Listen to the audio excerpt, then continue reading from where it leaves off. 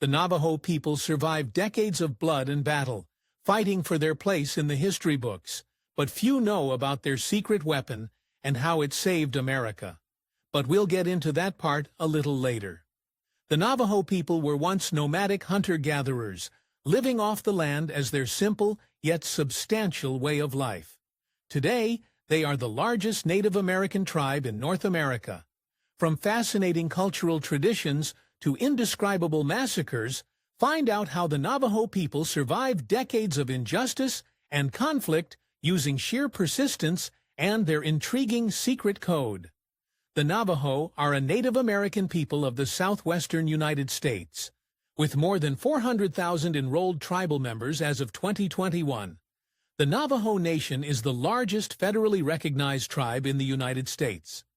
Additionally, the Navajo Nation has the largest reservation in the country. The reservation straddles the Four Corners region and covers more than 325 square miles of land in Arizona, Utah, and New Mexico. The Navajo people are believed to have migrated from northwestern Canada and eastern Alaska, where the majority of Athabascan speakers reside. Although the exact timing of the relocation is unknown, it is thought to have been between 1100 and 1500 CE. The Navajos speak an Apache language classified in the Athabascan language family, referred to as the Navajo language. Many also speak English. They traditionally referred to themselves as the Din, meaning the people. Initially, the Navajo were largely hunter-gatherers, relying on the natural environment for all of their needs, including food, shelter, and medicine.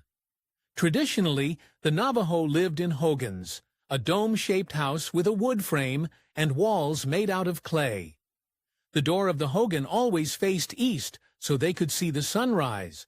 After migrating to the southwest, the Navajo adopted farming practices from the nearby PBLO people, growing mainly the traditional Native American Three Sisters of corn, beans, and squash.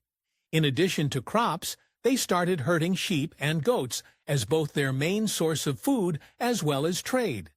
Meat became essential in the Navajo diet, and sheep became a form of currency and familial status. Keeping some tradition alive, the Navajo continued to hunt animals for food, such as deer, rabbits, and prairie dogs. Some of their top traditional dishes include mutton stew, fried cornbread, and even grilled prairie dog.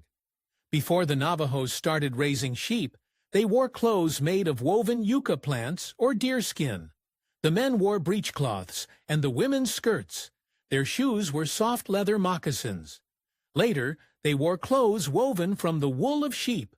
In addition to traditional clothing, the Navajo were and still are extremely talented with arts and crafts, and often divided up various creative activities among the men and women.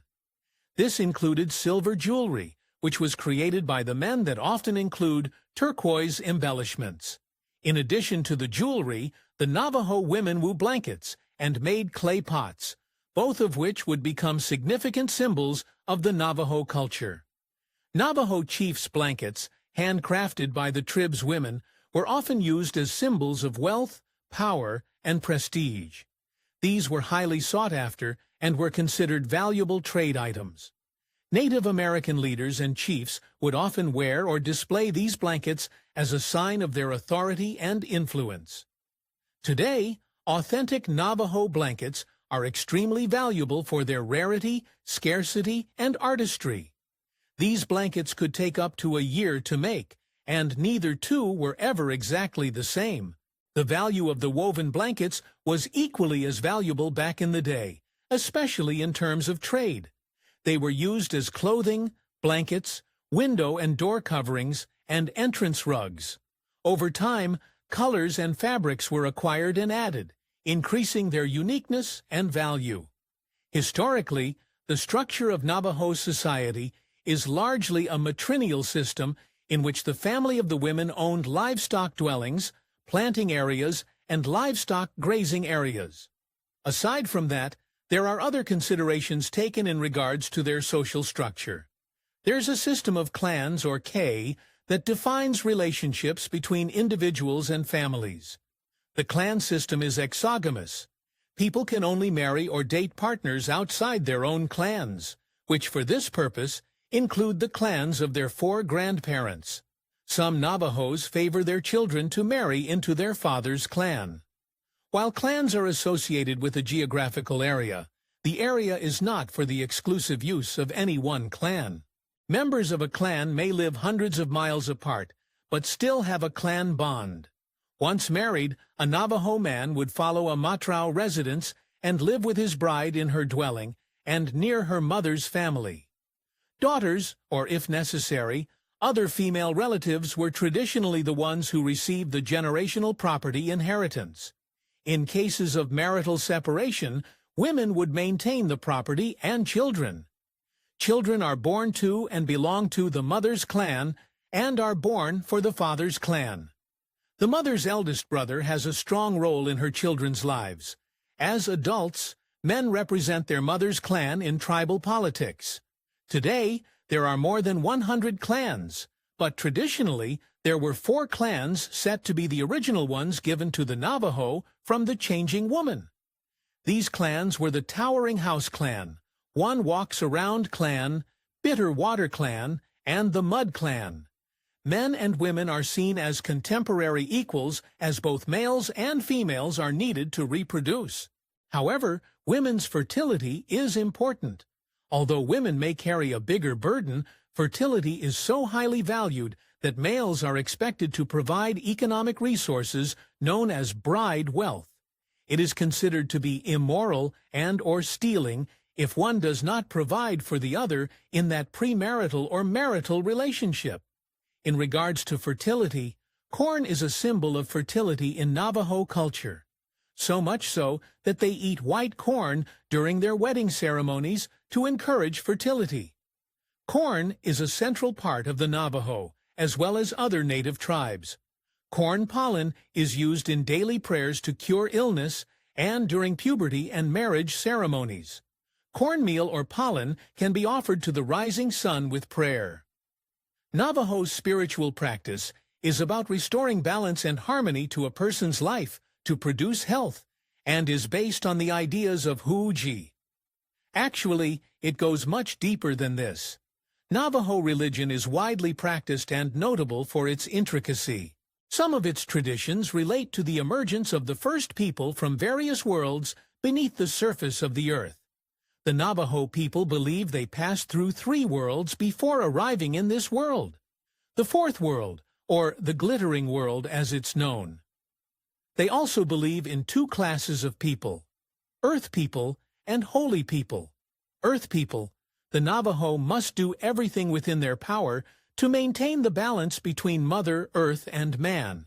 They're also expected to keep a positive relationship between them and the Dian, the 4 inhabitants of the first world, also called the Dark World.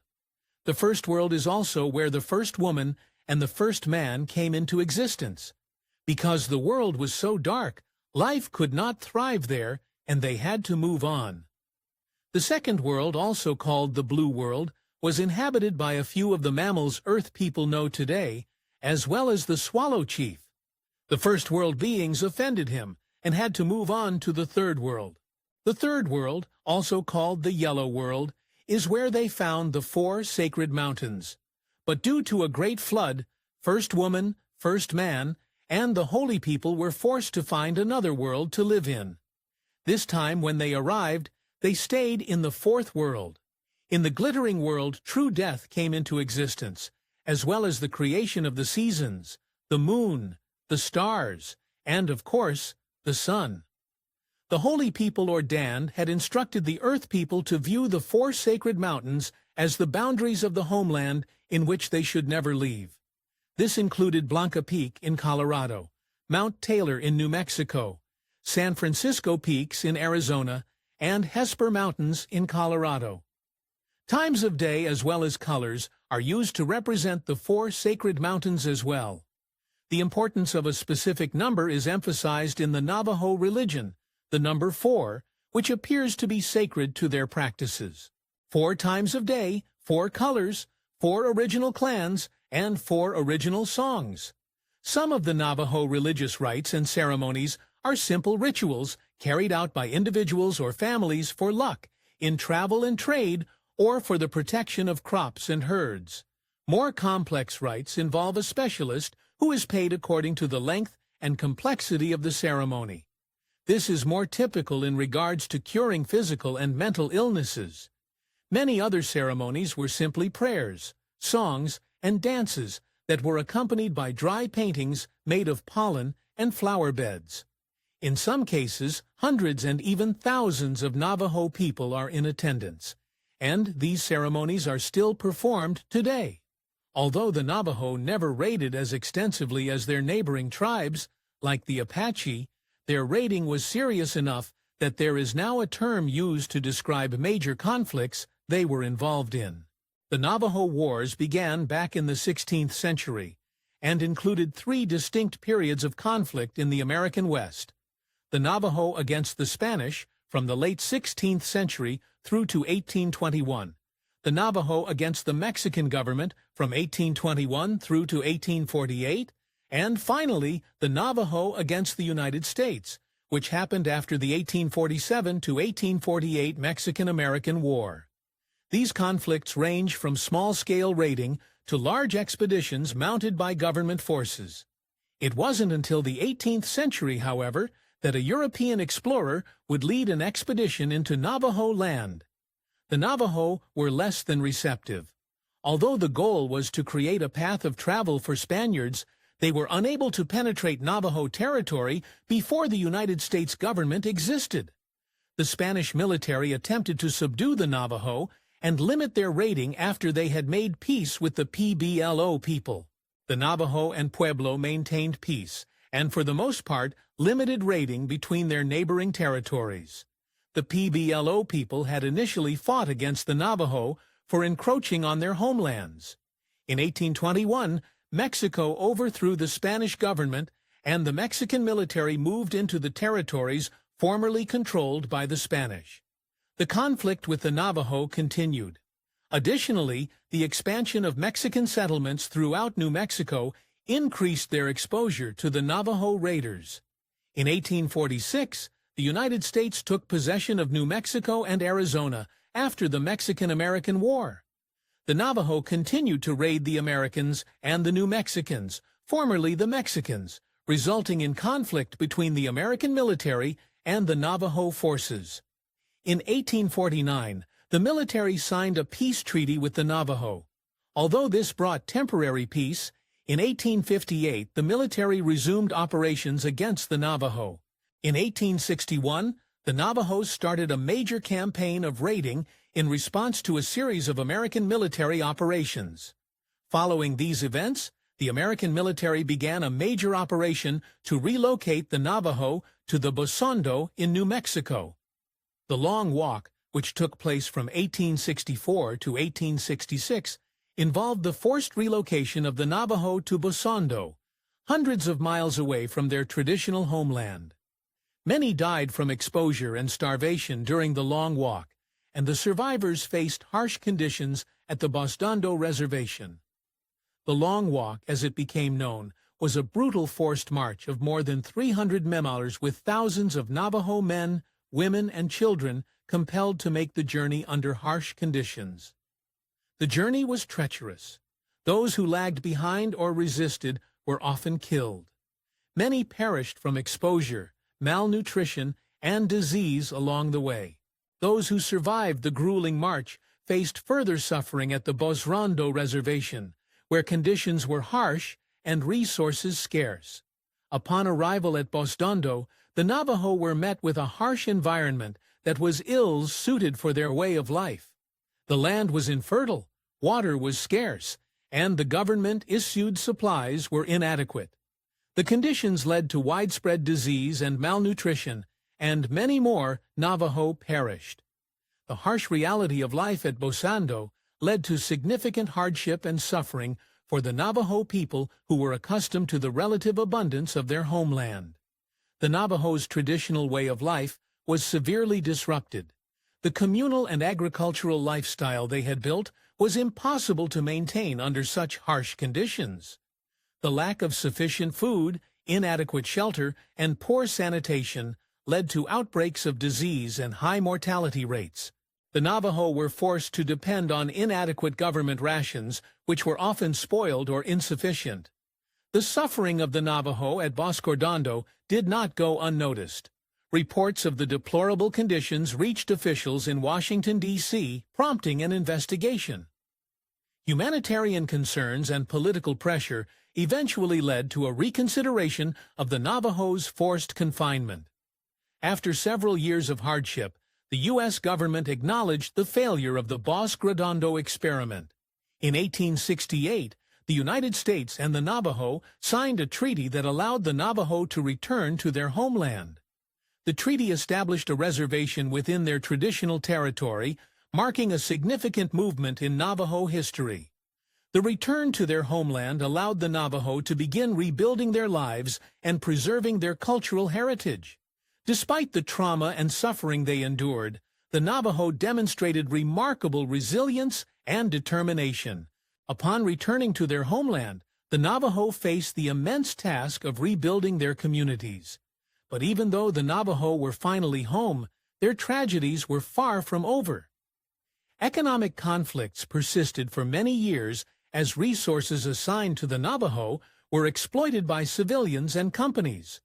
The U.S. government charged the Navajo for leasing livestock fields, seized lands for railroads, and allowed unlawful mining on Navajo land without tribal consent. The most egregious of their challenges, however, was their forced assimilation into white society. Though allowed back to their homelands, the Navajo agreed to government-funded schooling for their children, which involved strict boarding schools. These schools, both on and off the reservation, forced children to speak only English, punishing them if they didn't comply. They faced militaristic discipline, physical labor, insufficient food, uniforms, and mandatory haircuts. Many older Navajos hid their children to prevent them from being taken. Those forcibly taken often attempted to escape and were severely mistreated. In 1929, new control led to the closure of many boarding schools, replaced by more humane institutions like the Evangelical Missionary School, which provided a family-like atmosphere, home-cooked meals, and, most importantly, a Navajo-based curriculum. Despite improvements, significant language loss still occurred with English as the primary language at schools, while Navajo was prioritized at home. In the following decades, the Navajo Nation worked to recover and rebuild. They gradually restored their agricultural practices, reintroduced livestock, and re-established their traditional way of life. Going forward, as if the story of the Navajo wasn't already fascinating enough, they would play an essential role in saving America with their secret weapon. In the 1930s, the Navajo people began to be seen as valuable and important to the United States military, specifically in the 1940s and during World War II. The Navajo language was used as a code for sending secret military messages, making it extremely difficult for enemy forces to decode. The Navajo code talkers, as they came to be known, played a crucial role in the success of the United States in the Pacific theater of World War II. The idea to use the Navajo language as a code came from a World War I veteran who had grown up on the Navajo reservation and was fluent in the language. He proposed the idea to the United States Marine Corps in 1942, and after a successful demonstration, the military began recruiting Navajo men to serve as code talkers. The Navajo code talkers developed an intricate code based on their language, which proved to be unbreakable by enemy forces. The Navajo code talkers utilized this incredible secret weapon to help secure many significant American military victories. The code was never broken by the enemy, making it one of the most successful and robust military codes in history. This contribution significantly boosted the recognition and respect for the Navajo people and their language. The code talkers were involved in numerous battles, including the Battle of Iwo Jima, where their coded messages were crucial to the success of the operation. The speed and accuracy of their communication saved countless lives and contributed to the overall success of the United States military efforts in the Pacific. The bravery and skill of the Navajo code talkers were instrumental in securing victory for the Allies. Despite their significant contributions, the code talkers' role remained classified for many years after the war. It wasn't until 1968 that the information was declassified and the code talkers began to receive recognition for their heroic contributions. In 2001, the surviving code talkers were awarded Congressional Gold Medals, and their story has been widely celebrated and honored. The legacy of the Navajo code talkers is a source of immense pride for the Navajo Nation.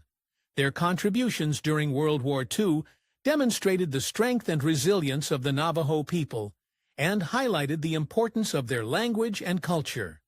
The recognition of the code talkers' achievements has also helped to foster a greater appreciation for the Navajo people and their unique heritage. Today, the Navajo Nation is a thriving community that continues to preserve its cultural heritage while embracing modern advancements. The Navajo people have successfully integrated their traditional practices with contemporary life, creating a vibrant and dynamic society. The resilience and determination that have defined the Navajo people throughout their history continue to inspire and empower future generations.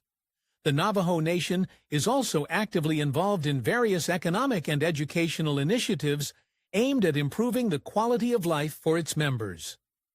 Efforts to promote education, healthcare, and economic development have led to significant progress in recent years. The Navajo people continue to build on their rich cultural heritage while striving for a prosperous and sustainable future. The Navajo people's journey from their origins as hunter-gatherers to their current status as a prominent Native American tribe is a testament to their resilience, adaptability, and strength. Despite facing numerous challenges and hardships, the Navajo have preserved their cultural identity and continue to thrive in the modern world. Their story is a powerful reminder of the importance of cultural heritage and the enduring spirit of the Navajo people. If you enjoyed learning about the fascinating history of the Navajo people, don't forget to like and subscribe for more awesome Splash